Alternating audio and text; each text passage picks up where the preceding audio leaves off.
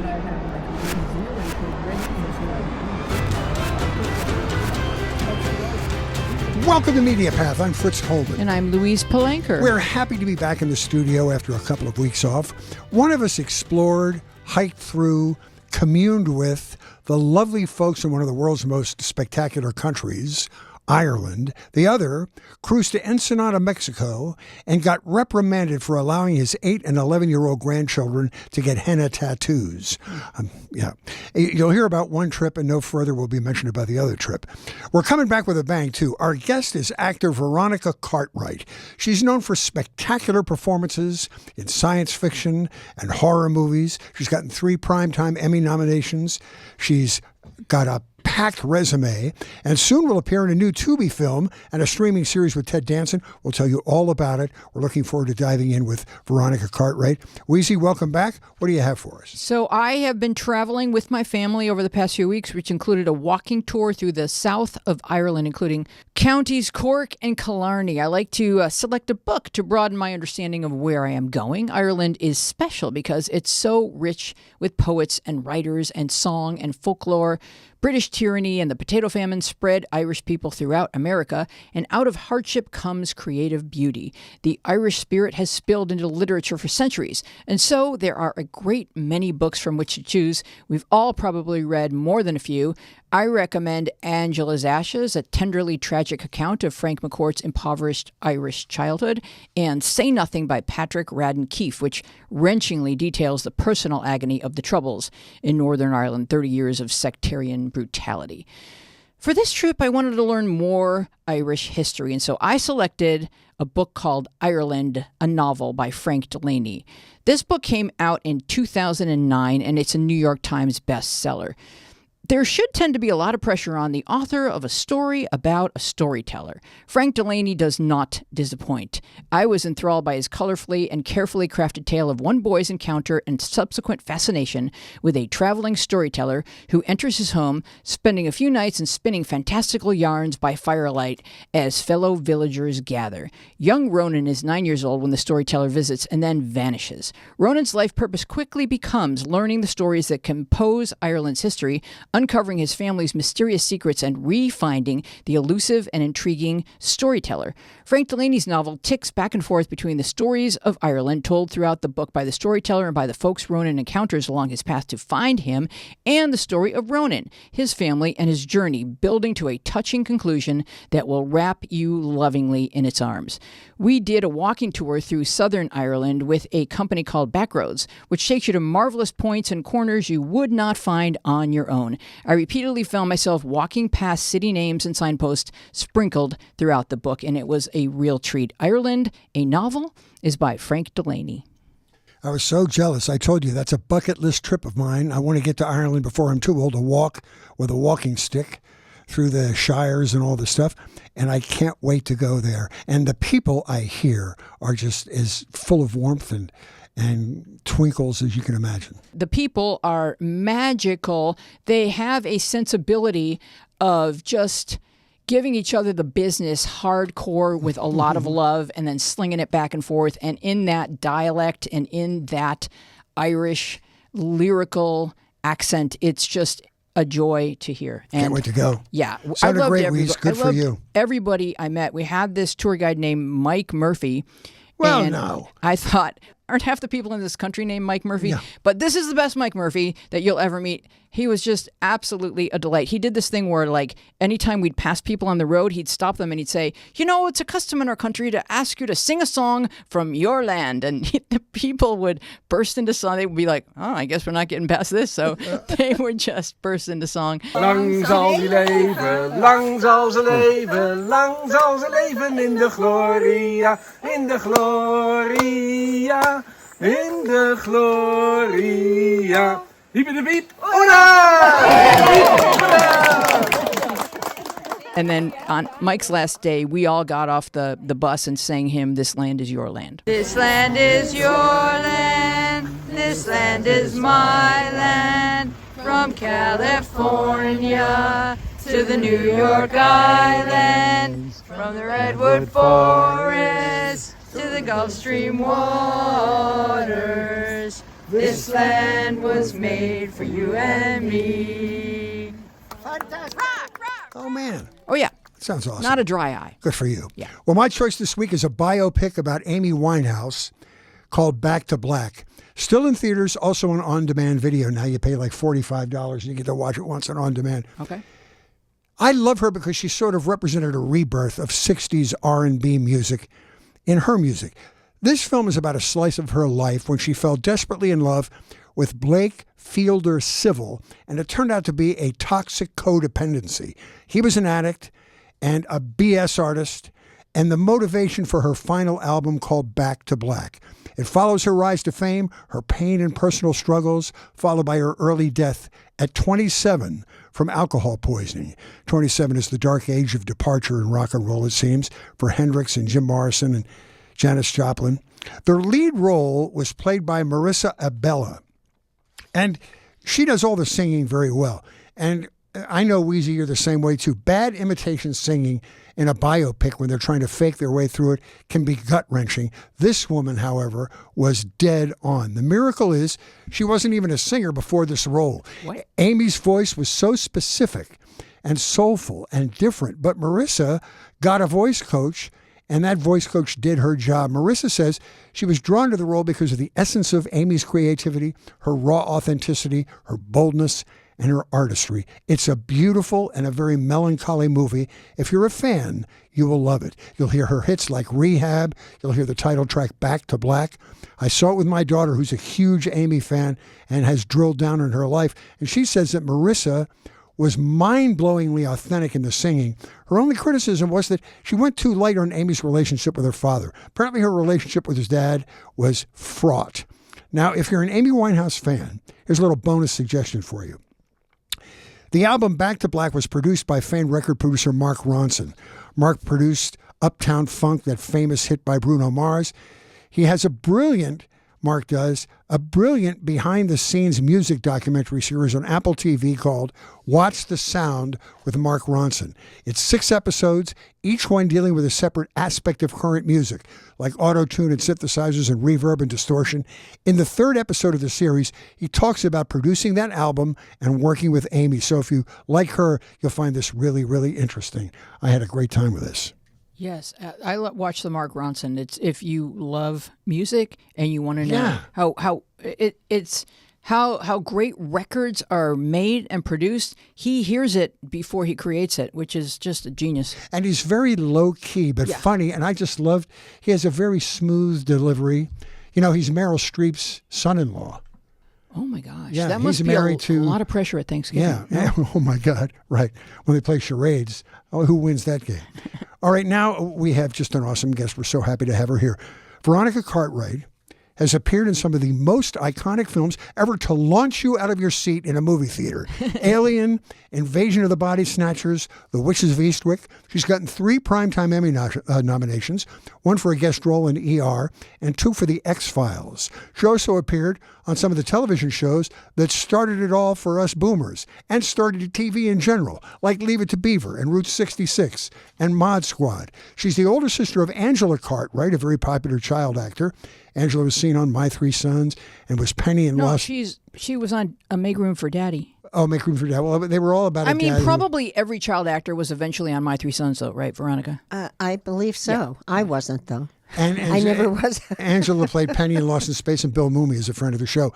Veronica's got 2 projects she's excited about. One on Netflix, it's called A Classic Spy with Ted Danson, and a film on Tubi called A Kill for a Kill. We'll talk about when those start, what they're all about, and we're going to have all about the Cartwright theatrical dynasty starting right now. We're so happy to have you. Thank and you if people so could much. see what you had to put yourself, the physical pain that you had to put yourself through to be here, you've had a recent hip injury.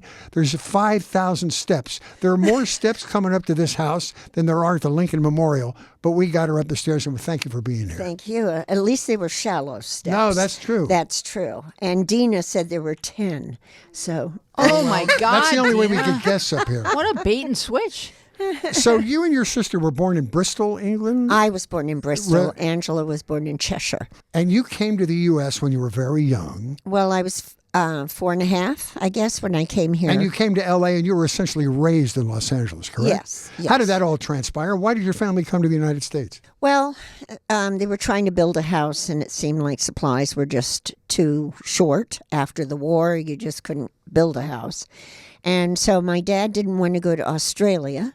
So it turned out we had a distant aunt that lived in Toronto in Canada. So she sponsored us in those days you needed a sponsor. So we went to Toronto for a couple of years. Then we came to L.A. I was about 6.5 when we came to L.A. What part of town did you grow up in? Well, we For those first of you that came live in the to area. El Segundo, California. Yes, beautiful. across from the airport. And then we moved to Westwood.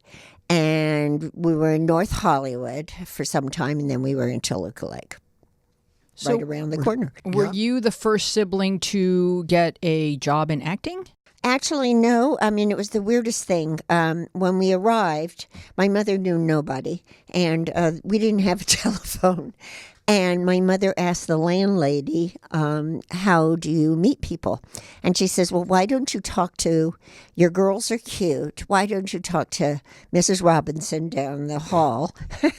And her daughter, Ruthie, does modeling and stuff. So my mom did. And we got this agent called Lola Moore, who used to do nothing but cattle calls. And Angie and I went on the same interview. Now, there was a difference. My sister was 3.5, and I was 6.5. And it was for Somebody Up There Likes Me with Pierre Angeli and Paul Newman. And Angela got the part. And so that was great. And then she was 4.5 when she got Danny Thomas Show. Right. My first theatrical thing was Zane Grey Theater, 1957, and Barbara Stanwyck played my mother. That was a series of Western films, Westerns, right? Yeah. yes. Cool. Yes, and we shot it on the lot, So was of that the course. beginning of a deep period of resentment between you and Angela getting work, Not taking at work? all, because I ended up doing movies and different projects, and I was on Leave It to Beaver, and I was the Kellogg's girl. I did Sugar Smacks and Rice Krispies and cornflakes, all with the cartoon characters. And so I just kept working, and she was always there working on the Danny Thomas Show, and she was on that for 7 years. And then she did The Sound of Music, and then Lost in Space. And so, and then she did Make Room for Granddaddy. I auditioned also for The Sound of Music, but I didn't get it. But they allowed me to go over and use the teacher that was over there in Austria. And then I got a call from Michael McLean. And he called because when I didn't get the part in Sound of Music, Heather Menzies got that part. It was so ridiculous. I mean, wouldn't you think you'd cast two sisters? But You and Angela anyway. look more like sisters. Yeah, well, what can I say? And they dyed poor Heather's hair. Oh, Heather. Yeah. But, that's showbiz. So he said, I have you in mind for something. And while we were over there, I get this call to come back and do the Daniel Boone pilot. Oh, yeah. So then I NBC. ended on being on Daniel Boone. So, How yeah. was Fess Parker? Oh, lovely. Did pretty lovely well for himself, man. has that huge place in Santa Barbara. Yeah. Weezy and I had a great discussion about one of your early projects, and we'd love you to talk about it, which was the Children's Hour. Oh, yeah. And the theme of that show was a early gay relationship, a lesbian relationship that was written around but not directly through. And it was out very early, Lillian Helman play. Talk about being on that show. Did you have any sense of the import of what was going on in that movie? Well, we used to take little classes from, like drama classes and musical classes from Frank Wyka and Bill Lockwood. And we also became great friends. So if I had an audition for a drama part or something like that, I would go to Frank and he would go over the lines with me. So in those days, you just had to be totally off book because they weren't going to sit and have a child reading. So when the part happened, originally it had been done, and the original theme was that she, the Annie character, who was Audrey Hepburn, had been sleeping, or it was rumored she was sleeping with, although it was always written as a gay couple.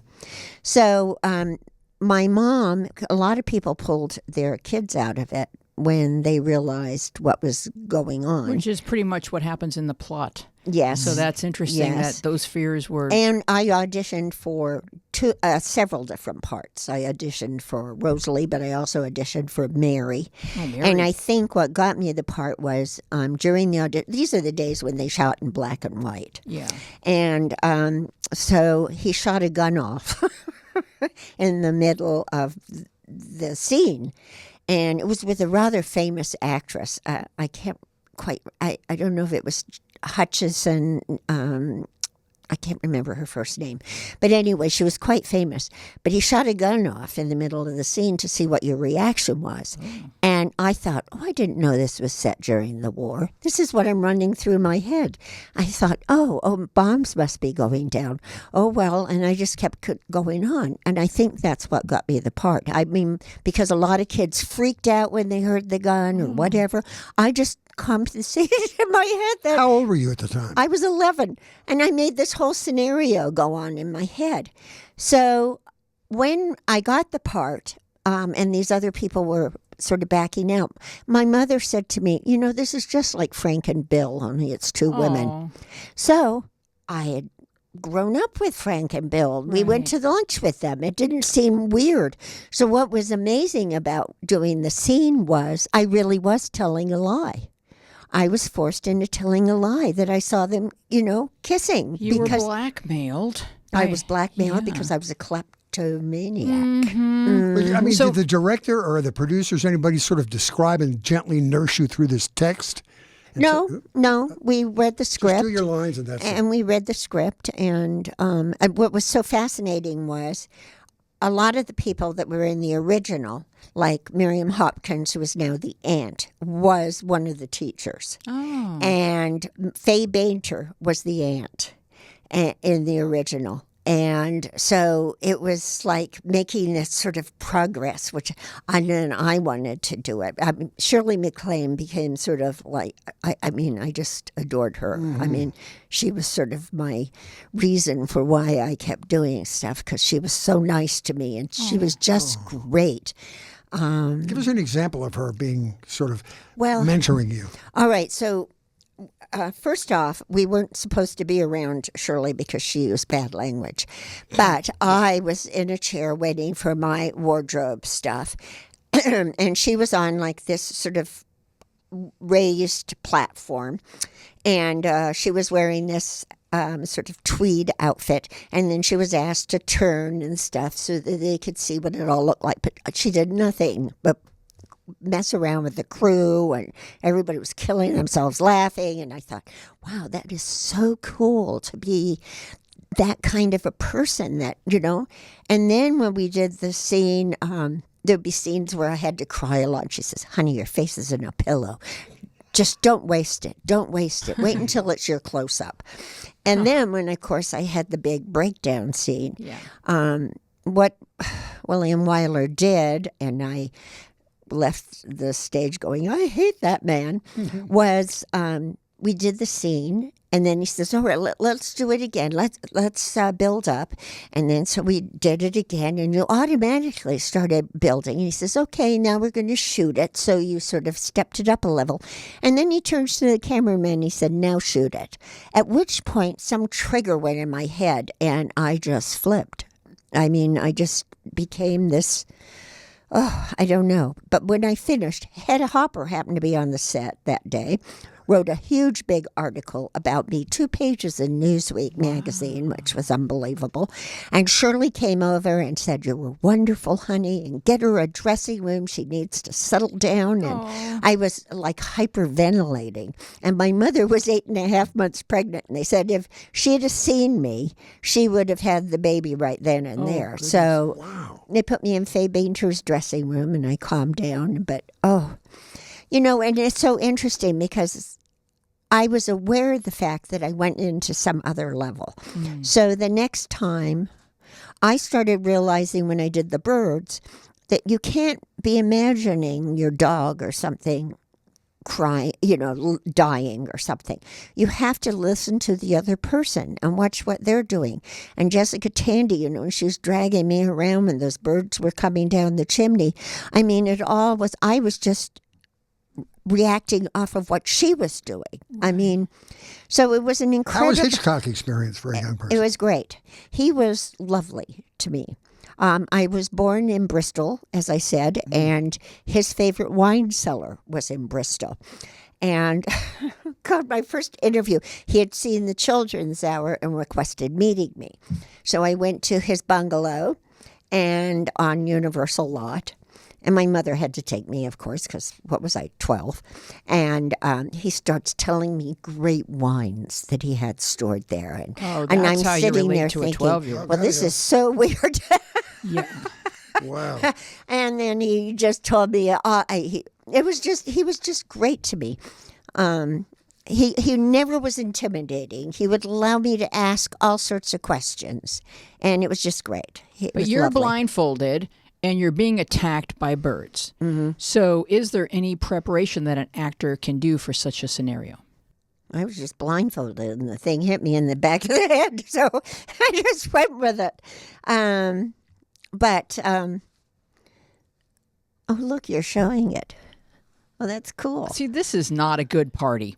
This is a very bad party.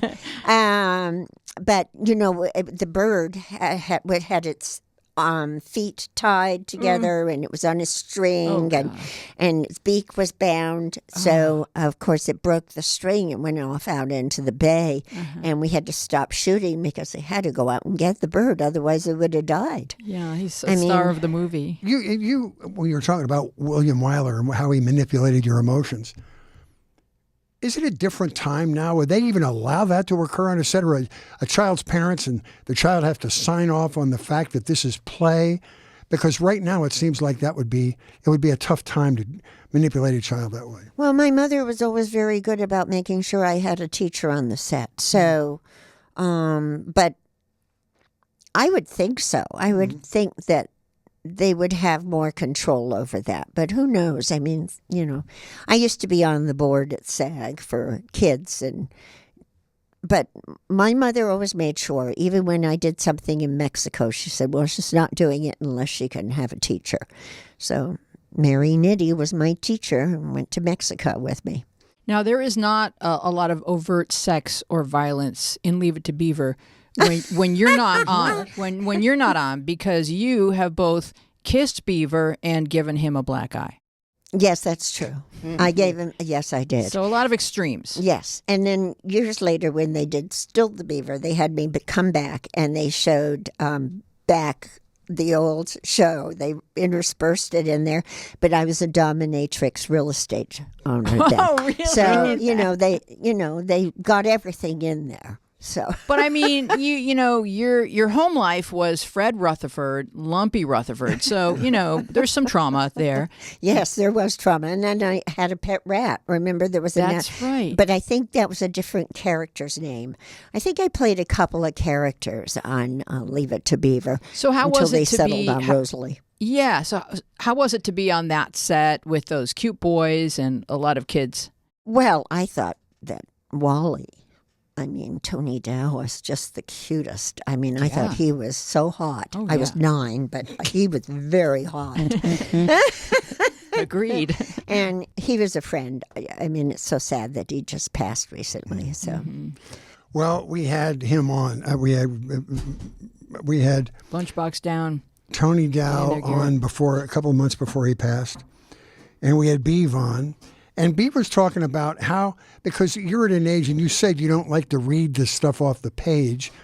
I guess his mom, or his He was dyslexic, so yeah. So he had to have he memorized it from sound. really? His mother would read the script to him, and he would memorize it a chunk at a time. Oh, how interesting. Yeah.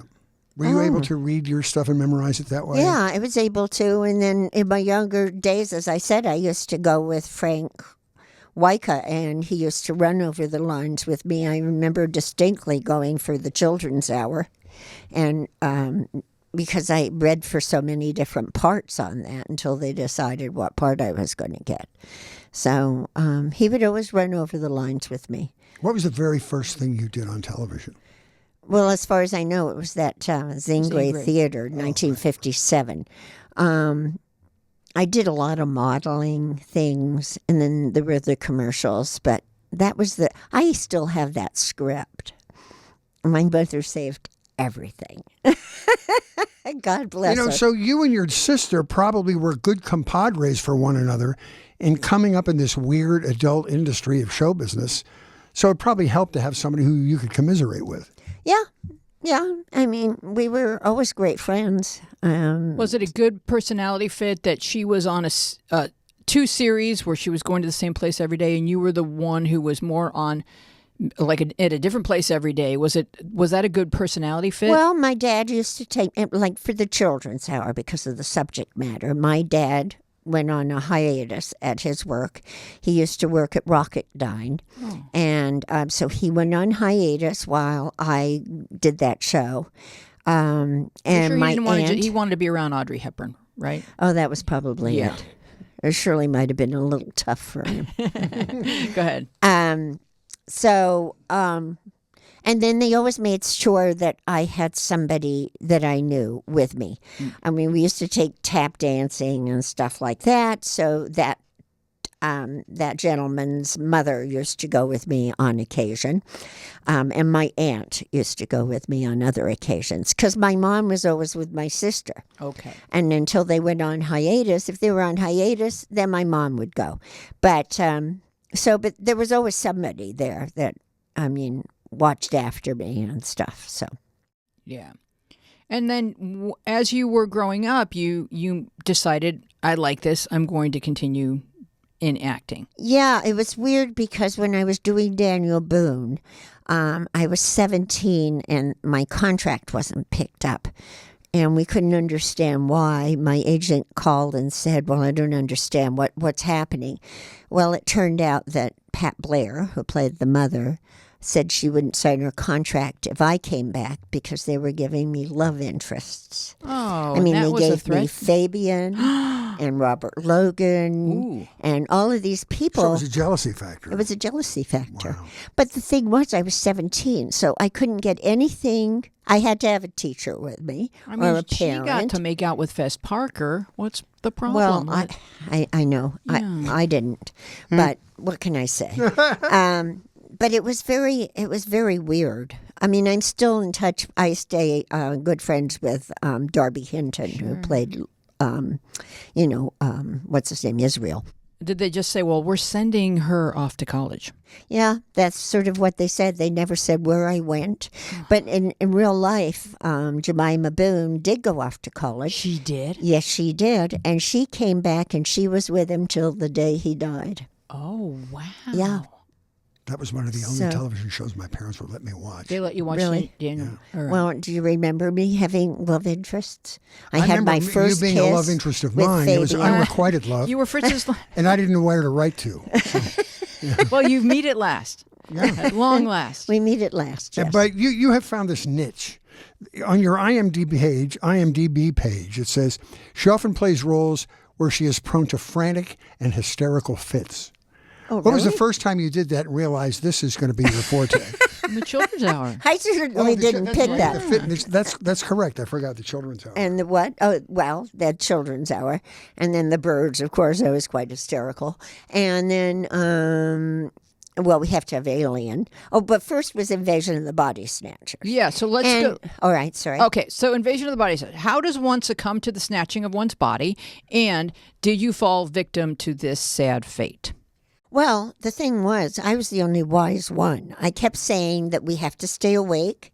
Why do we think that things are going to, always aliens are coming in metal ships? Maybe they're coming in some other insidious way.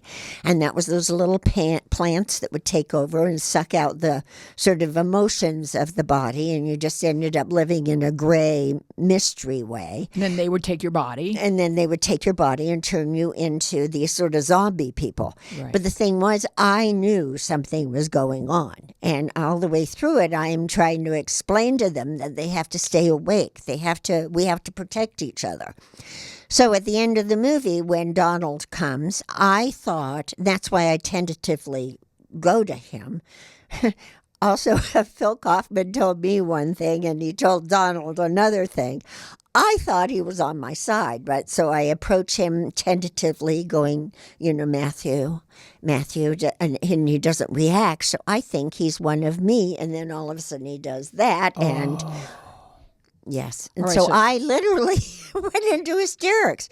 I flipped out. I was so pissed off. Well, yeah. I don't know. I got so angry that he did that. It's a betrayal. It was a betrayal. Now, you have some Donald Sutherland stories for us. Donald. Oh, Yeah. God, he's a riot. Well, first off, when we first got there, he took me and Brooke Adams out to the Fairmont Hotel. He says, I'm taking my ladies out for champagne. So we get to the Fairmont Hotel, and we're sitting there, and he orders a bottle of Cristal. And then they came back, and they said to him, I'm sorry, sir, but we don't have any Cristal. And he goes, well, that's too bad. Come, ladies. And off we go, and off we go to another hotel to see if they had any Cristal. So I think we found one. And he decided that his character would have curly hair. So every morning, he didn't want to get a perm, so he decided every morning he would get his hair done in permanent rods, pink permanent rods all over his head. And he would do it again at lunch. So all of our rehearsals with him were with him with these pink permanent rods in his hair. It was hysterical. Finally, when he gets down to the last 3 weeks of shooting, or last couple of, he says, oh, to hell with this. I'm bored. Just give me a perm. But we'd shot 3 months with every morning, every lunchtime, getting these pink permanent rods in his hair so he could have curly hair. And he's so lanky and long, and going down those stairs, everybody had their heart in their mouth because they were petrified he was going to fall down those stairs, Oh, no, I can do it. And he was fast, super fast, but he's like all arms and legs, Well, yeah, but he had a head cushion, that would have protected him. Well, yes, it's true. Of curls. Of Yeah. curls, yeah. If you had to ask me one of the scariest movies I'd ever seen in my life, it was Alien. Yeah. Oh, yes. And every time after that, when I would get like acid reflux, I'd say, oh my God, there's an alien. But that movie freaked me out. That was a really scary, wonderful movie. Yeah. Was that a pleasant experience for you? Well, it was very hard. I mean, it was difficult because everything was connected. Like you walked into the engine room, and then the engine room is connected to the hallway that led to the hospital, and to the right would be the eating place. Everything was connected, so it was very claustrophobic. And as it went on, they would spray you with glycerin, as we were supposed to be sweating because the air conditioning in the ship went out. And everything was the actual size. There was no CG. Everything was actual. We had a whole sound stage that was just the desert and the caves and part of the ship. The space jockey, that was an entire set all to itself. We just took over Shepperton Studios, and every single stage had something on it. Now, you play Lambert, and there is some controversy as to how you die in the film. Well, we never shot my death. So Okay, so why is the internet confused? Well, why was I confused? I was supposed to crawl up inside of one of those lockers where the cat had originally been up in the locker. And then the alien was supposed to pull me down. Ooh. But we never shot that. And we shot for 5 days that whole scene that was going on there. And it was absolutely terrifying. I mean, Balaji was unbelievable. This is 7'2" man that is in this alien suit, and he could roll himself into a ball and then roll up very slowly and then just stand there. And it was like, oh my God. He would just go boom. And it was terrifying, absolutely terrifying. But we shot that for 5 days. And I said, well, aren't we going to shoot the ending? Oh, yeah, don't worry about it. We'll shoot it itself. Well, they didn't. And what happened was they called me back about 3 weeks later and get me in this horrible jockstrap thing and hang me up by, cables. And here I am, and they have me drop my leg, and then they pour blood down me. And it was ridiculous. And so then when I see the film, we never had a premiere. I went and saw the film at the Egyptian Theater. And I'm sitting there and watching it, and then later on, the press says, how did it feel? How did it feel to have that tail go up? I said, why don't you ask Harry Dean? It was Harry Dean Stanton's body. Oh. And they faded out the blue pants he was wearing and made them my color. But if you notice, I wear cowboy boots through the entire movie. And in that particular scene, I'm wearing a pair of tennis shoes because that was Harry Dean's body. Wow. Why? Because they never shot my scene. Never shot mine. Yeah. My death. They and cheated. they changed their mind after screenings or something? No, they had to cheat it. No, they just cheated it. Wow. They never did shoot my death. And it launched Sigourney Weaver's career. Yes, it did. But I was the wise one. I kept saying, let's get off of this ship. Let's draw straws. Let's go into the shuttle. I mean, nobody listened to me. You were the smartest in many of I the was movies, the but people smartest. did not listen to you. I am. Why You're don't the they audience listen to And me? then if you member. didn't get your way, you went into a screaming rage and scared people. I did. I did. You're the audience member who's like, wait, why aren't you guys getting this? All right. But so that's what they said I was. I was the audience. Oh, okay. So my character is trying to, like you sit there at the movie and go, no, don't go back for the cat. That's stupid. I mean, Jesus Christ. But, one of the scariest things in the whole thing was how Balaji got into that background. And here she is taking her clothes off to put her spacesuit on. And all of a sudden he just comes forward. And he was in that. That was one of the scariest parts of that movie for me.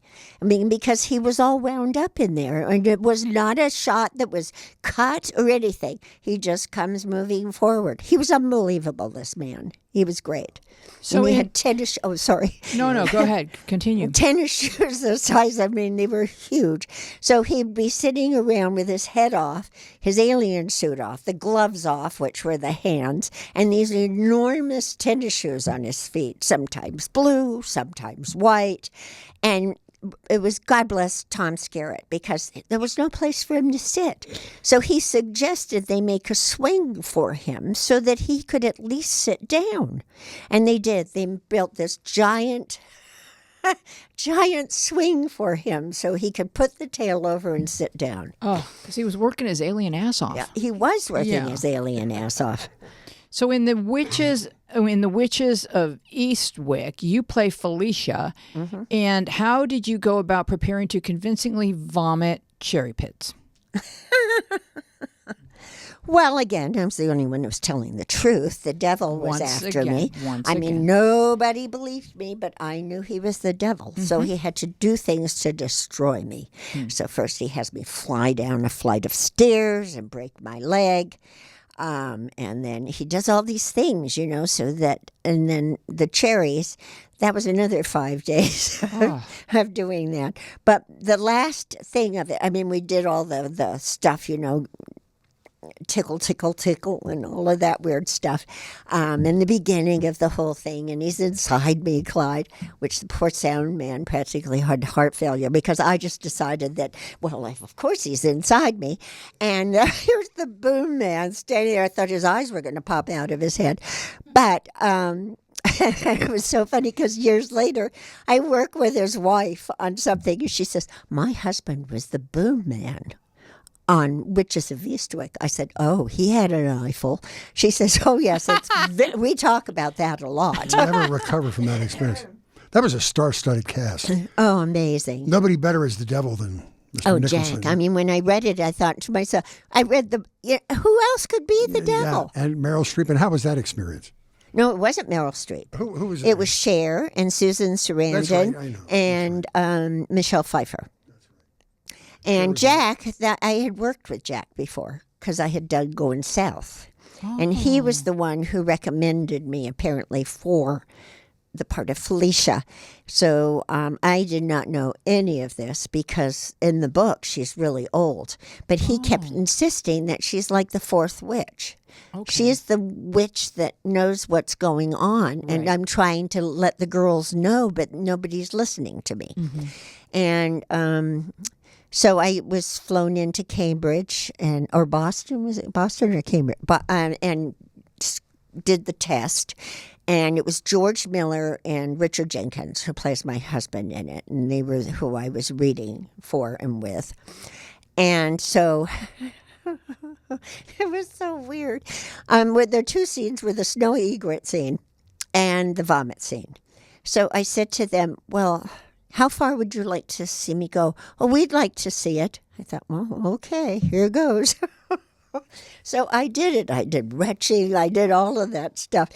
And afterwards, Richard Jenkins, he said to me, and this is after I got the part, he said, we couldn't believe your audition. Everybody else came and said, well, when it's on, when it comes time to shooting, we'll do that. But you just went for it. Wow. So, and then when I was signing my contract, George Miller told me, you have a great fan in Jack. He was the one who insisted that we see you. And I mean, how much of that commitment to going for it do you think comes from being a child actor when the people that you work for are grown-ups and children want to please the grown-ups? And so that was something that you learned very young. If the script says this or the audition requires this, I'm just going to shoot for the rafters. Well, that was the only way to do it as far as I knew. I mean, I guess growing up doing it and having, there were some bizarre parts I had to play. So I did this thing years ago for KTLA, which I won an Emmy for that one. But we were short 5, I guess, what do they call them? Areas where they could say that it was a full Emmy. It was just a regional Emmy. Oh, okay. So it was a thing called Tell Me Not Mournful Numbers. And it was based on a real child who was in hospital at the time. And she based her life, because her life was so horrible, on a set of bubblegum cards of the Three Stooges. Oh. And that's what she based her life on. And the numbers were related to what her emotions were. And so once they started figuring out what it was, and she would always refer to her brother as the scared baby rabbit, because she would always have to take care of him, and he would cry and carry on, and it was just fascinating. But this girl, when they started breaking her of her syndrome of talking in numbers, she would whinny like a horse and stamp around and carry on and growl and all of that stuff. It was so much like Witches of Eastwick. It was just weird, going nuts at the thing and growling and carrying on. And we shot it in 2 days over a weekend because we had to shoot it on the news lot. Oh, okay. So they moved out the desks and moved in, and Jeannie Cooper. She played the teacher who starts coming down with some ideas. And it was just a fascinating thing. And she based her haircut. She had her bangs cut and long black braids because she thought she was Mo.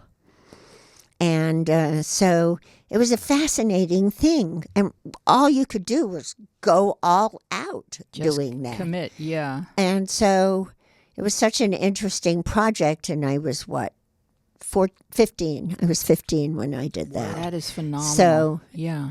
And then I was lucky enough to get another Xerox special, which took place in Mexico, where you're on a boat. And why they haven't shown this again? I thought that they would show it when there was such a thing with refugees on boats. Okay, what was it? Because it was all about, Theodore Bickel and Stanley Baker, E.G. Robinson, Maria Schell, Eva Scala, Leila Scala.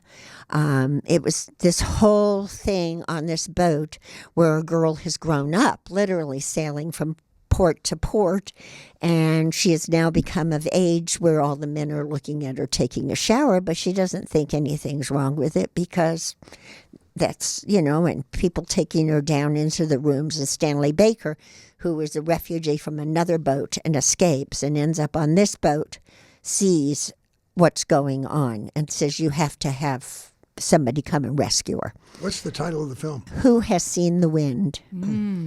And it was a Xerox special, but when there was all that stuff with the refugees, going back and I thought, why don't they run it? It was, it was a Xerox special. Yeah. I mean, surely somebody over has and it. over again. Yes, I mean, but they just never did. It was so weird. Well, we Anyway. have a little game we play called IMDb Roulette. And the rules are such. I say the title of something. You have 157 IMDb credits. I do. Yeah, you do. And counting. So I'll say the title of something you were in, and you can tell us what you remember about it and who you played. And it's okay if you don't remember anything, because most of the guests on this show really suck at this game. Oh, okay. So there's no pressure at all. It's a gosh, low that's bar, good. very low bar. Okay, number one, the Twilight Zone. Oh, I played a character named Anne, and my grandmother, it was called I Sing the Body Electric was the episode, and it was written by, that famous, I'm usually good at this. I'll think of it. Okay, go for it, Ref. My mother dies, and so we go down to a place. Ray Bradbury. Bradbury. Yeah, Thank you, Ray Rev. Bradbury. It was the only episode that he ever wrote because he got in a big fight with Rod Serling. No. Because they edited it. And he said, but there's commercials. We have to edit it. And he just was furious that they edited his work. And so he never did another one. But she's a robot. We go and pick out the eyes and the hair and all of that at this factory that you go to and have a robot grandmother. And, of course, I will have nothing to do with the robot grandmother, and I get upset and I run out of the house. And, of course, I practically run into a bus, and she saves me. And, of course, then we all Well, have the see, happy ending. These robot grandmas can come in super handy. All right, so you said at the beginning of the show that you were not on My Three Sons, but the internet says you were. Was I? It Yes. says Hello? yeah, that you played Ruth Fletcher. So I don't know if you have any memory of I don't. being on My Three Sons. No. Okay. I don't remember. All right. My Well, Three Sons. maybe they have their Cartwrights mixed up on the IMDb. Mm. All right, so you're in something called Bernice Bobs Her Hair. Yes, that Okay. was an American short story, and it was with Shelley Duvall and Bud Cort, and it was Joe Micklin Silver directed it, and it was based on an American short story called Bernice Bobs Her Hair, and the whole thing was set in 1919, I believe, and I am jealous of the Shelley Duvall character, and so I talk her into, you could be really popular if you bobbed your hair. Are you flappers? Yes, Okay. we're sort of flappers. Yeah. And I go in and chop her hair off. Ooh. And then she becomes so hip and cool, Yeah. it pisses me off. Oh, boy. But, it was incredible doing this. We shot it in Savannah, Georgia, and our costumes were just absolutely stunning. We had to take them off every time we weren't working or at lunch because, God forbid, anything should get on them. And they had wigs that were so magnificent, and the guy would literally wrap them in rags every night so that they were beautiful. But it was great. Dennis Christopher was in there. I mean, there was such a great cast. It was really fun. That sounds really fun. And now you were in the Rat Pack. Yes, I was. The Rat Pack was with Ray Liotta, and he was Sinatra. And then we had, why am I messing up names? Anyway, I played Rocky Cooper So she was Gary Cooper's wife, and she would have big parties. And then Sammy Davis Jr. would come, and all of the Rat Pack would come and spend time there. So That sounds amazing. You were in, according to IMDb, you were in Will and Grace. yes, I was. I was Jack's mother. I was Judith. I'm just Judith, you see. Oh, you're... yeah, and he's trying to find his father, right? This was... no, this was before him trying to find his father. Okay. I am his mother who's coming to... I've been invited to come to Thanksgiving. So I do a dry run with my casserole. And then he is told that I'm coming to dinner. And, of course, I don't know he's gay. And so it was him coming out to his mother that he was gay. Got a clue. Well, I had a clue with Rub-a-Dub-Dub, 3 Men in a Tub he used to talk about all the time. But it was, oh, God, it was hysterically fun. I had a great time doing that. And Megan Mullally's character, Karen, she's telling me, oh, don't worry about it, honey. Just wait until you have to go on a cruise and you have all that chiffon. I mean, he's wonderful at dressing people. I mean, it was just one of the so best ridiculous. written shows on television. I think. Yeah, it was really fun. It was great. That's so cool. And Inside the Osmonds, you play. I was Olive. You're the I was mom. Olive Osmond, mother of 11.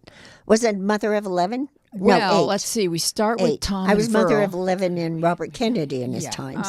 Then you have all of the Osmond brothers, so that's 7. And then you have Jimmy and Marie. I think 9. 9. Okay. Yes. So they actually came on our last day of shooting and showed up, and all of our actors, they sort of drifted off, and the real Osmonds came on stage. Wow, what a twist ending. Was this their project, or was this... No, this was a project that we shot in, oh my God, Winnipeg. And it was 37 below. Of course. It was mind-boggling.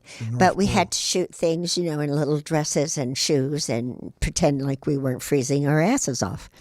But it was fun. It was really great. And it was ridiculous. But You've had a long career that has continued. Yes. And you have a great movie out called...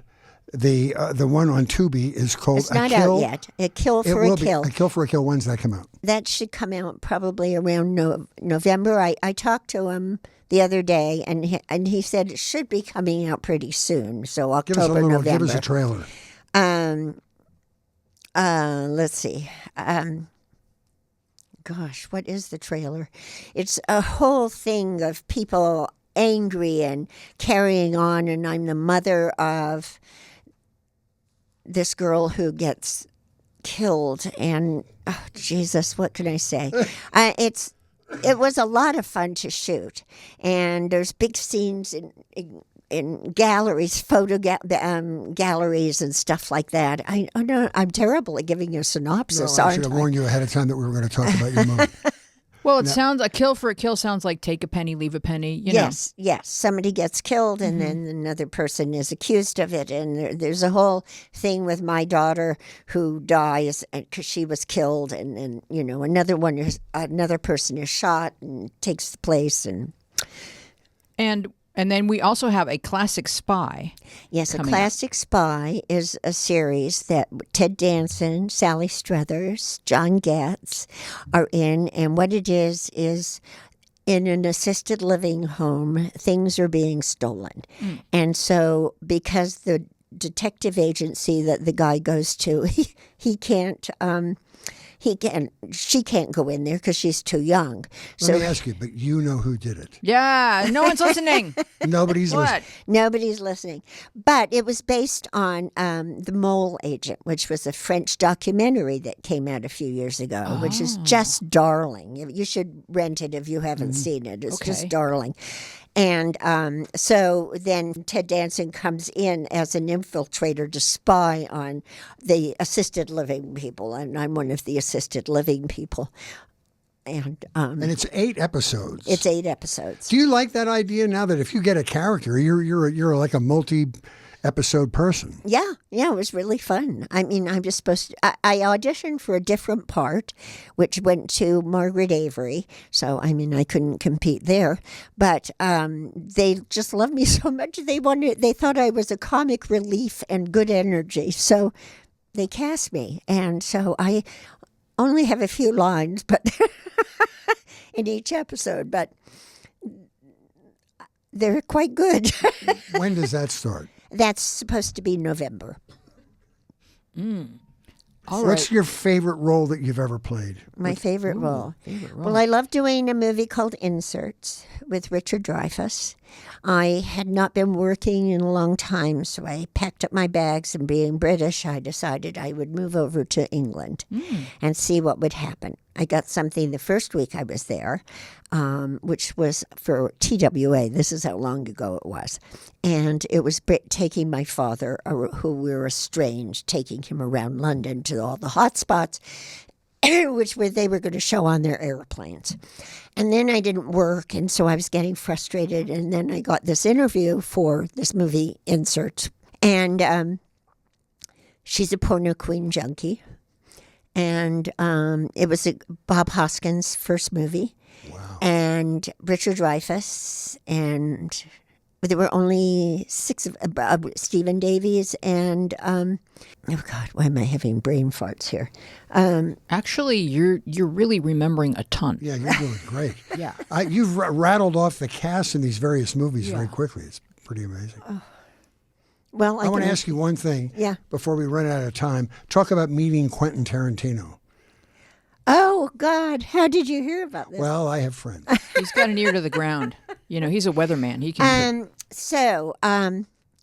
I was coming back from London, and Quentin Tarantino was on my flight. It was a Virgin flight, so you have those capsules.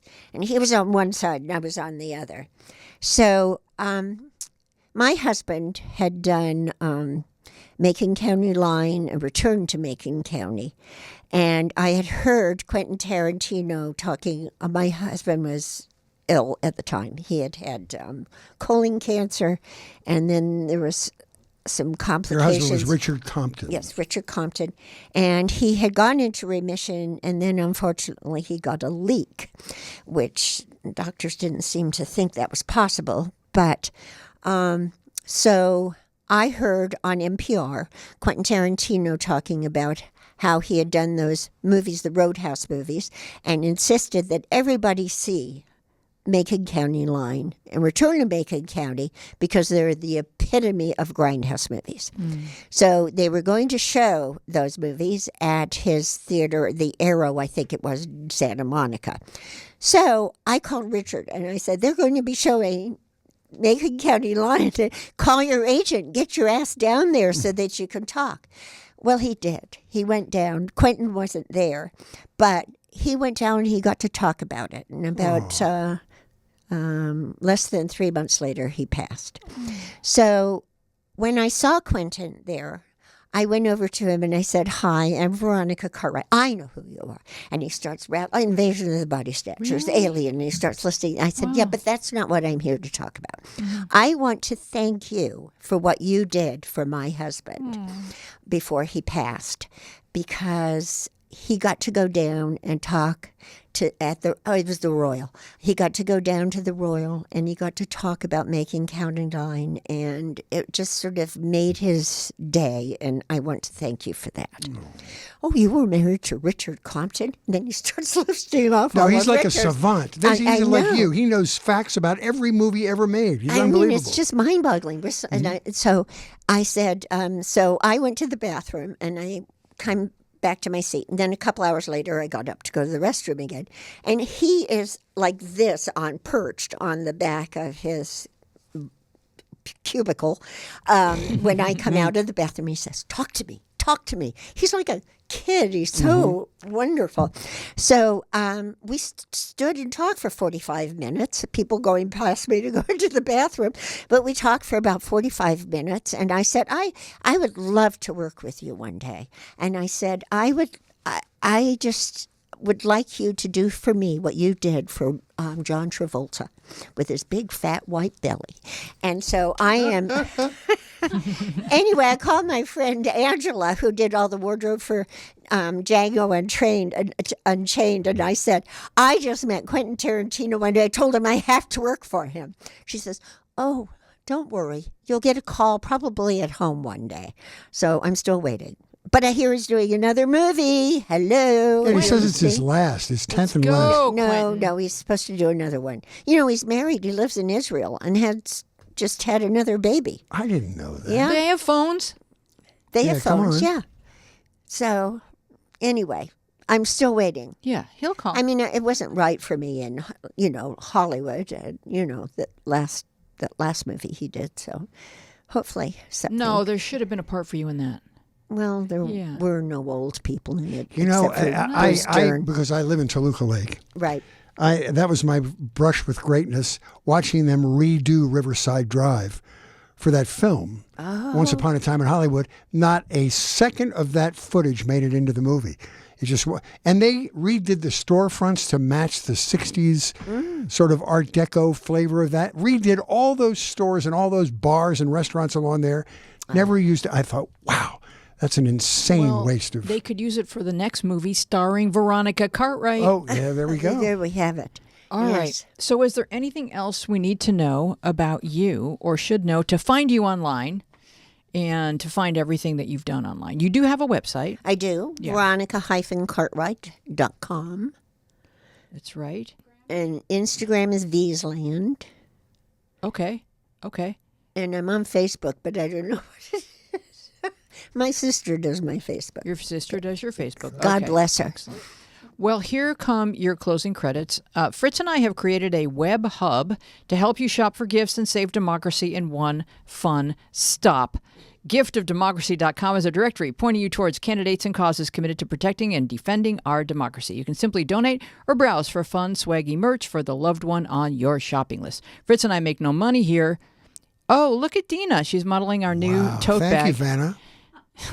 Fritz and I make no money here. We don't need it. We're not running for office. Our site is like a mall directory sign that points you towards the merchandise and the donate pages of worthy candidates and causes. It's the donation that counts. Democracy makes a great gift. You will find the link in our show notes. And thanks for coming along down the media path. Let's continue the conversation on Instagram and Twitter, where we are at Media Path Pod, and on Facebook, where our show page is Media Path Podcast, and our Facebook group is Media Path with Fritz and Wheezy Podcast Community. We are also a video podcast on YouTube with so much additional content. Watch us and subscribe at Media Path Podcast. Write to us at mediapathpodcast@gmail.com. Kindly give us a nice rating wherever you get your podcasts and share our social media posts because we love it when you do. Our website is mediapathpodcast.com. You can write to us and maybe we'll send you a cool Gift of Democracy hat or tote bag if you're the lucky winner. I don't know how you qualify to be the lucky winner, but write to us and tell us what you've been streaming, what you've been enjoying, which Veronica Cartwright role is your favorite. Head over there to catch up on episodes and our spicy newsletter at mediapathpodcast.com. Our website is loaded with photos, quizzes, and backstage gossip. We want to thank our wonderful guest, Veronica Cartwright. Our team includes producer Dina Friedman, John Maddox, Bill Filipiak, Mason Brown, Garrett Arch, Raf Rusak, Jordan Reyes, and you. Our theme music is by me and John Maddox. I am Louise Blanker, here with Fritz Coleman and Veronica Cartwright. Be well and wise, and we will see you along the media path. Thank you. So good. What a pleasure.